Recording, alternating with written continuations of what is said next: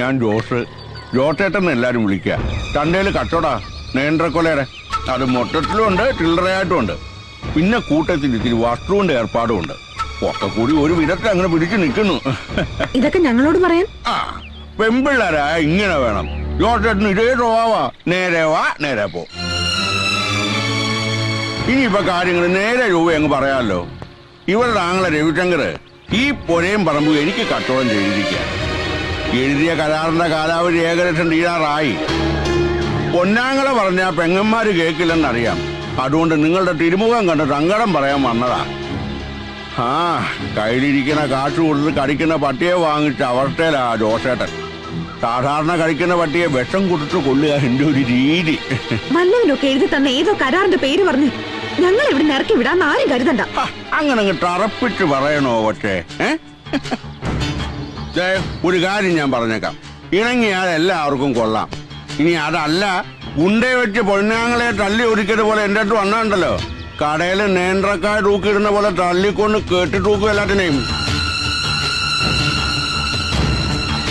ഇനി ഞാനിവിടെ കാലുകൂട്ടുന്നത് ഈ വീടിന്റെ ഉടമസ്ഥനായിട്ടായിരിക്കണം. മറിച്ച് നമ്മൾ തമ്മിൽ ഇതുപോലൊരു കൂടിക്കാഴ്ച ഉണ്ടാവാൻ പാടില്ല.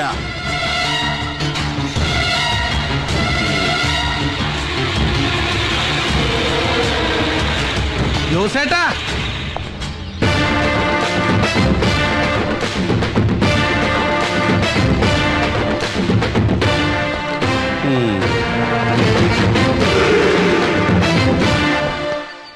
ഈ പാവങ്ങള് താമസിക്കുന്നിടത്ത് വന്നിട്ട് ചുമ്മാ അങ്ങോട്ട് തിരിച്ചു പോവാ.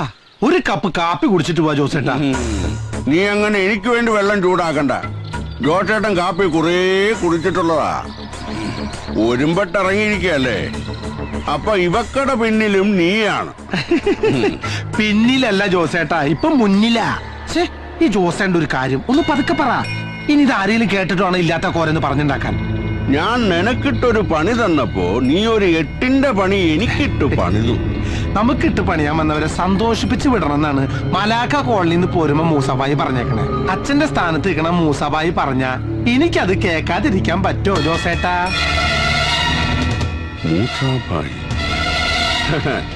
നിന്റെ ചോരത്തിളപ്പ് എനിക്ക് മനസ്സിലാവും. പക്ഷേ കട്ടിക്കും ടോക്കിനും അത് അറിയണമെന്നില്ല. ഈ ഇളം പ്രായത്തിൽ തന്നെ അങ്ങ് പോണോ? ഇത് കണ്ടോ, ആയുർരേഖ 80ന് മുകളിലാ. തന്റെയും പുക കണ്ടേ ഞാൻ പോവൂ. ഈ പ്രായത്തില് തനിക്കങ്ങോട്ട് പോകണമെന്നുണ്ടോ? തൽക്കാലം പോവാൻ നോക്ക്.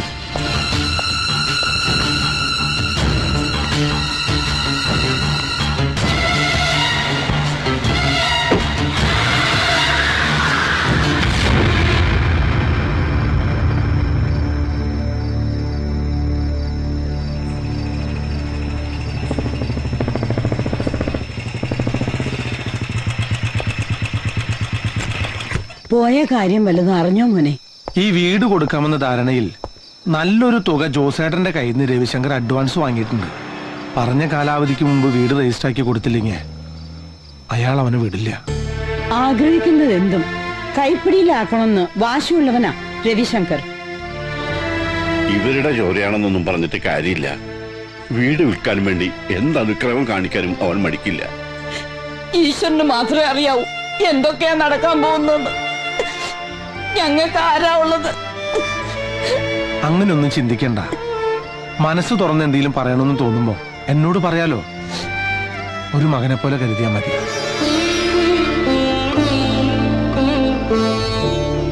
ഇവിടത്തെ ഒരു കാര്യത്തിൽ ഇനി രവിശങ്കർ തലയിടില്ല. തല്ലും കുത്തും ഒന്നും വേണ്ട. എതിർക്കാൻ ആളുണ്ടെന്നറിഞ്ഞ് രവിക്ക് ദേഷ്യവും വാശിയും കൂടിയുള്ളൂ. സ്വന്തം അമ്മ പോലും പറഞ്ഞാൽ അനുസരിക്കാത്തവനാ രവിശങ്കർ. ഇവിടെ കോടതി നിയമൊക്കെ ഉണ്ടല്ലോ മുത്തശ്ശി. നമുക്ക് ആ വഴിക്കൊന്നും ആലോചിക്കാം. എന്താ? അല്ല, ഞാൻ പറഞ്ഞെന്നുള്ളൂ. എല്ലാവരും കൂടി ആലോചിച്ചൊരു തീരുമാനം എടുത്താൽ മതി. എന്നെ കൊണ്ട് കഴിയാവുന്ന എന്ത് സഹായം ഞാൻ ചെയ്യാം.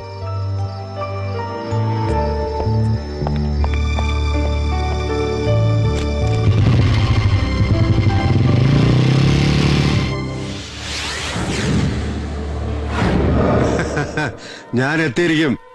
May I come in, sir? Yes. Okay, don't worry. I will be there within 15 minutes, right? Good morning, sir. Good morning. ഇരിക്ക്.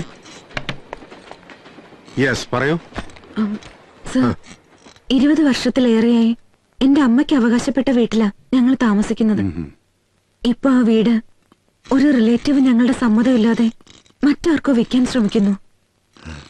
ഇതിന്റെ പേരില് 2 വട്ടം ഗുണ്ടാ ഭീഷണി വരെ ഉണ്ടായി. റിലേറ്റീവ് എന്ന് വെച്ചാ അത് ശരിക്കും പറഞ്ഞാൽ അച്ഛന് 2 ഭാര്യമാരാ. ആദ്യ ഭാര്യയിലെ മകനാണ് വീട് വിൽക്കാൻ ശ്രമിക്കുന്നത്. അപ്പൊ ആങ്ങളെയും പെങ്ങളും തമ്മിലുള്ള അവകാശ തർക്കമാണ്. ശരി ശരി, ഒരു റിട്ടേൺ കംപ്ലൈന്റ് എഴുതി കൊടുക്ക്. ഞാൻ വിശദമായിട്ടൊന്ന് അന്വേഷിക്കട്ടെ. Thank you sir. എന്തായി? പുതിയ അസിസ്റ്റന്റ് കമ്മീഷണറാ, കംപ്ലൈന്റ് എഴുതി കൊടുക്കാൻ പറഞ്ഞു.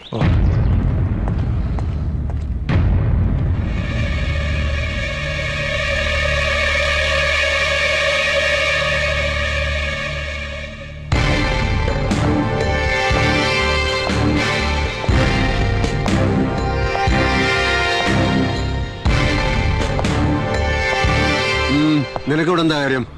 സർ എന്റെ കൂടെ വന്നതാണ്. ഇവന്റെ ഒക്കെ പ്രൊട്ടക്ഷൻ പോരാഞ്ഞിട്ടാണോ മാഡം ഇങ്ങോട്ട് എഴുന്നള്ളിയത്? സർ ഇയാളുടെ ബാക്ക്ഗ്രൗണ്ട് അറിയോ? എന്റെ ബാക്ക്ഗ്രൗണ്ട് പഠിക്കാനല്ല, ഇവരുടെ ബാക്ക്ഗ്രൗണ്ട് പറയാനാ വന്നത്. നിയമത്തിന്റെ വഴിക്ക് സാറ് പോവാൻ തയ്യാറല്ലെങ്കിൽ ഇവരുടെ കുടുംബത്തിനുള്ള പ്രൊട്ടക്ഷൻ ഞാൻ കൊടുക്കും. വേണ്ട, ഇത് സ്ഥലം വേറെയാ. നീ മലാക്ക കോളനിയുടെ ബലത്തിൽ കളിച്ച കളി ഇവിടെ എടുത്താ നിന്നെ ഞാൻ കളി പഠിപ്പിക്കും. ആദ്യം നല്ലൊരു പച്ചിരുമ്പ് കൊണ്ട് നട്ടല് പണിതിട്ട് വാ, അപ്പ കളിക്കാൻ നമുക്കൊരു പുലിക്കളി.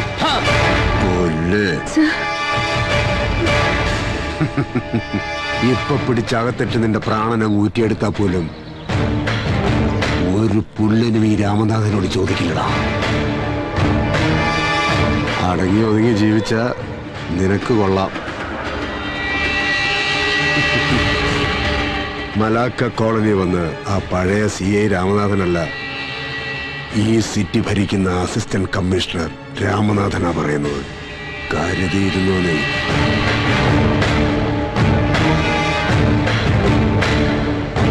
പക്ഷേ തെരുവിൽ കിടന്ന് തമ്മിത്തല്ലി ചാകാൻ വിധിക്കപ്പെട്ട ഇവനെ പോലുള്ള ചെറ്റകളെ കൊണ്ട് നടന്നാലേ പാതിരായ്ക്ക് പൊരയില് പോലീസ് കേറി നിരങ്ങും മോളെ, മറക്കണ്ട. ആ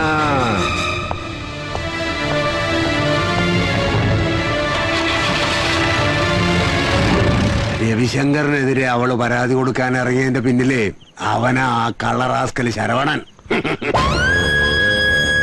പഠിച്ചു കിടക്കേണ്ട പ്രായത്തില് വിശന്ന് പൊരിഞ്ഞ വയറിൽ മുണ്ട് മുറുക്കി കെട്ടി കൊച്ചിയിലേക്ക് നാട് വിട്ടു വരുമ്പോ മനസ്സിൽ അന്നേ തീരുമാനിച്ചു വിശപ്പിന് മുന്നിലെന്നല്ല എവിടെയും തല ഒഴിക്കില്ലെന്ന്. അന്ന് മുതൽ സ്വന്തം അപ്പന്റെ മുന്നിൽ പോലും നെഞ്ചു വിരിച്ചു നിന്നിട്ടുള്ളൂ ജോസേട്ടൻ.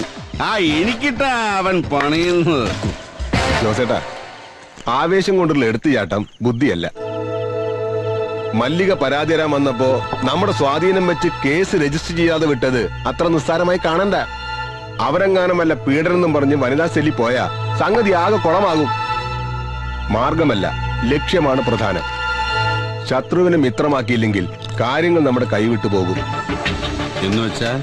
എന്നുവെച്ചാ എങ്ങനെയെങ്കിലും ശരവണനെ നമ്മുടെ കൂടെ നിർത്തണം. വക്കീൽ പറഞ്ഞാ ശരി, പക്ഷെ അവനെ കൂടെ കൂട്ടുക എന്നുള്ളത് എളുപ്പമല്ല.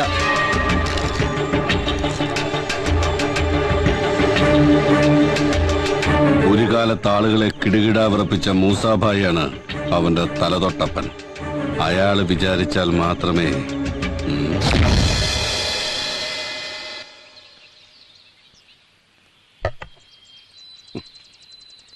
ജോസിന് അറിയാലോ നമ്മുടെ ഒരു അവസ്ഥ.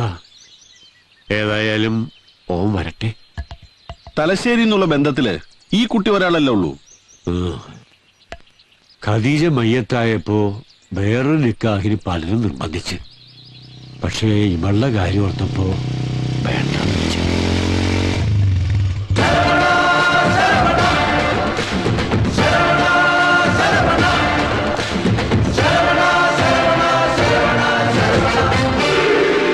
ജോസിനെ നമ്മൾ പരിചയപ്പെടുത്തണ്ടല്ല. നന്നായിട്ട് അറിയാം. ഞങ്ങൾ ഒരേ കളരിയിൽ ഒരുമിച്ച് കളി തുടങ്ങിയവരാ. ഇടയ്ക്ക് വെച്ച് ഞാനൊന്ന് കളം മാറി കച്ചവടത്തിലേക്ക് തിരിഞ്ഞു. മൂസാഭായി പഴയ പണിയിൽ. അതുകൊണ്ട് ഞാൻ അല്പം മെച്ചപ്പെട്ടു. ഇല്ലെങ്കിൽ മൂസാഭായിയെ പോലെ ഞാനും ഇങ്ങനെയൊക്കെ തന്നെ ആയി പോയേനെ. കർത്താവിന്റെ ഓരോ കളിയേ. നിനക്ക് ചെറുപ്പമാണ്, ബുദ്ധിയും ധൈര്യവും ആരോഗ്യവും ധാരാളമുണ്ട്. നീ ഒന്നും മനസ്സ് വച്ചാൽ എന്നെക്കാൾ ഉയർത്തി നിനക്കെത്താം. മൂസാഭായിയോട് കാര്യങ്ങളൊക്കെ ഞാൻ പറഞ്ഞിട്ടുണ്ട്. ഭായിക്ക് സമ്മതമാണ്. മനസ്സിലായില്ല. കാര്യം അങ്ങ് തുറന്നു പറയാം. ഗോകുലം വീടിന്റെ കാര്യത്തിൽ ഇനി നീ ഇടങ്കോലിടരുത്. പകരം ലാഭത്തിന്റെ ഒരു വിഹിതം നിനക്കും തരാം. തന്നേക്കാൾ കരുത്തിനാണ് എതിരാളി എന്ന് കാണുമ്പോ കോംപ്രമൈസിന് ഒരുങ്ങുന്ന സാധാ കൊട്ടേഷൻ ടീമുള്ള ലിസ്റ്റിൽ എന്നെ പെടുത്തരുത്. ആദ്യം ഗോകുലം വീടിന്റെ ഡീലിങ്സ് നിന്ന് മാറ്, എന്നിട്ടാവും നമുക്ക് ബാക്കി കാര്യം സംസാരം. എന്റെ മൂസാബായി, നിങ്ങളുടെ മകളുടെ നിക്കാഹിനും ഇനിയുള്ള കാലം സൂചി ജീവിക്കാനുള്ള ചിക്കിലിയാ ഞാൻ തരാമെന്ന് പറഞ്ഞത്. എന്നാ പിന്നെ ജോസേട്ടന് പോവാം.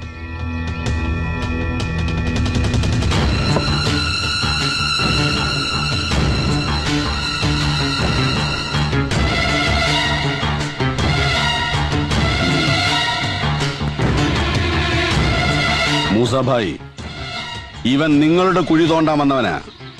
സൂക്ഷിച്ചോ രണ്ടാളും.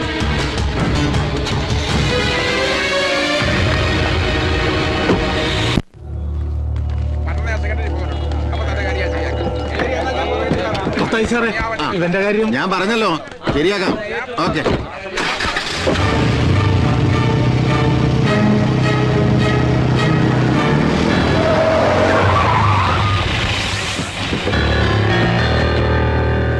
സാറേ, ഞങ്ങള് നയനാൻസ് കമ്പനിന്ന് വരിക ഈ വണ്ടി പിടിച്ചോണ്ട് പോവാൻ.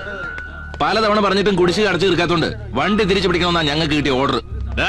ഈ നിൽക്കുന്ന ആരാന്നറിയോ? ഞങ്ങളുടെ പാർട്ടിയുടെ കേന്ദ്രത്തിലെ ജോയിന്റ് സെക്രട്ടറിയാ, IACC അനിശ്ചയത്തിൽ നേതാവാ. IACC അല്ല, വണ്ടിയുടെ CC അടയ്ക്കേണ്ട കാര്യ. ഒരു വർഷത്തെ കുടിശ്ശിക ബാക്കിണ്ടേ. കുടിശ്ശികയും കുടിപ്പകയും നടുറൂട്ടി ചർച്ച ചെയ്യേണ്ട. അടയ്ക്കാനുള്ളതൊക്കെ കേന്ദ്ര കമ്മിറ്റി കഴിഞ്ഞിട്ട് ഞാനൊന്ന് ആലോചിച്ചിട്ട് അറിയിക്കാം. ഇപ്പൊ വണ്ടി എടുത്ത് മാറ്റടാ. കേന്ദ്രത്തില് നമ്മളൊക്കെ ജോയിന്റിലെ കാര്യങ്ങള്, കേരളത്തില് കളി വേറെ സാറേ. പക്ഷെ ഇപ്പൊ വണ്ടി കൊണ്ടേ പോകൂ. നീ എന്നെ രാഷ്ട്രീയം പഠിപ്പിക്ക. കുറച്ച് ഗുണ്ടായുസവും കുതിയാലോട്ടൊക്കെ കളിച്ചിട്ട് തന്നെയാ ഈ കതറൂട്ട് ഞാൻ ഇപ്പോഴും നടക്കുന്നത്.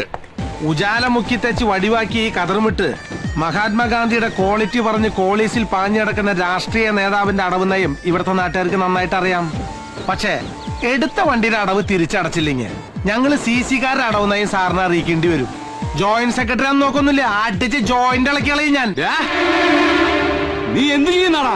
ഞങ്ങൾ ഇത്ര അണികളുള്ളപ്പോ ഷൺമുഖ, നീയൊക്കെ സമരത്തിന് സർക്കാർ വണ്ടിയുടെ ടയർ കുത്തിപ്പൊട്ടിച്ച പഴക്കുള്ളൂ. എനിക്ക് വയറ് കുത്തിപ്പൊട്ടിച്ച തഴക്കം. പൊട്ടലുവാരി സമരമാല തീർക്കും ഞാൻ. നീയൊക്കെ അണിയല്ല, നീയൊക്കെ പാർട്ടിയുടെ വെറും ആണിയാ. വേണ്ട വേണ്ട.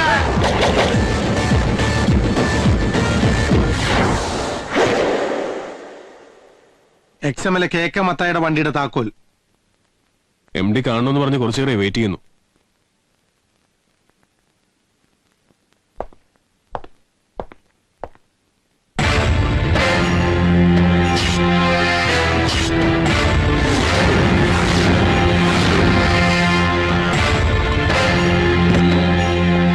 വരണം. ഈ കസേരയിൽ നീ എന്നെ ഒട്ടും പ്രതീക്ഷിച്ചില്ല അല്ലേ? ആരും പ്രതീക്ഷിക്കാത്തടത്ത് പ്രത്യക്ഷപ്പെടുക, അത് ജോസേട്ടന്റെ സ്റ്റൈലാ. 99 ഫൈനാൻസേഴ്സ് ബാധ്യത അടക്കം ഞാനിങ് ഏറ്റെടുത്തു. ഒപ്പം നിന്നെയും. അങ്ങനെ ഒരു കരാർ നീ ഒപ്പിട്ടിട്ടുണ്ടേ. ഞാൻ അന്നേ നിന്നോട് പറഞ്ഞില്ലേ, പണത്തെക്കാളും കായികബലത്തെക്കാളും എതിരാളിയെ ജയിക്കാൻ വേണ്ടത് ബുദ്ധിയാ. അസലായി, നന്നായി. പക്ഷെ ഇതുകൊണ്ടൊന്നും എന്റെ ജോസേട്ടൻ ജയിച്ചു എന്ന് വിചാരിക്കണ്ട. എന്റെ വിജയങ്ങളുടെ കണക്ക് ഈ നഗരത്തിലെ മണൽത്തരികൾക്ക് വരെ അറിയാം. ഇതെന്റെ കട്ടകവാ. അടങ്ങി ഒതുങ്ങേണ്ട സമയത്ത് ആവേശം കാട്ടിയ അങ്ങ് പരലോകത്ത് ചെല്ലുമ്പോ ഉണ്ടാക്കിയ തந்த പാഞ്ചിക്ക് പോലും തിരിച്ചറിയാൻ പറ്റാത്ത പോലെയാവും.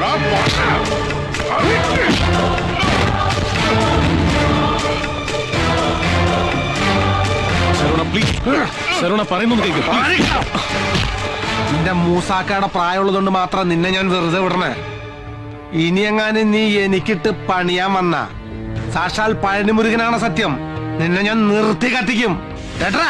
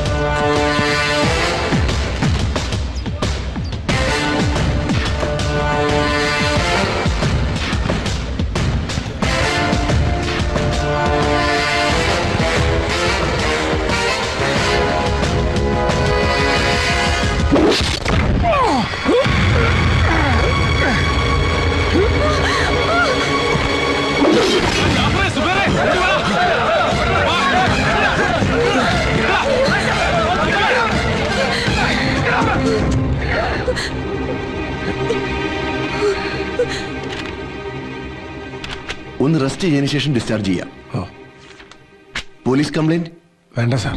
ആ മൂസാക്ക് ഈ വിവരം അറിയിക്കട്ടെ? അറിഞ്ഞാൽ ആ പാവാകെ വിഷമിക്കും. വേണ്ട. എന്തിനാ പരാതിയില്ല എന്ന് പറഞ്ഞത്? കഴിഞ്ഞത് കഴിഞ്ഞു. ഇനി പോലീസ് കേസ് കൊണ്ടൊന്നും ഒരു പ്രയോജനമില്ല. അത് പറ്റില്ല. ആരോ മനഃപൂർവ്വം ചതിക്കാൻ വന്നതാ. ആരായാലും കണ്ടുപിടിച്ചേ പറ്റൂ. ആരാ എന്താന്നൊക്കെ അന്വേഷിക്കാൻ പോയല്ലേ പിന്നെ ഞാൻ ആ പഴയ പണി തുടരേണ്ടി വരും. ഇയാൾ കുറച്ചു മുമ്പല്ലേ പറഞ്ഞേ എല്ലാം ഉപേക്ഷിക്കാൻ. സ്വന്തം നിലനിൽപ്പിന് അത്യാവശ്യം അടിയിടിയൊക്കെ ആവാം. അടിച്ചവനെ തിരിച്ചടിക്കും. സ്വന്തം നിലനിൽപ്പിന് അത്യാവശ്യം അടിയിടിയൊക്കെ ആവാം.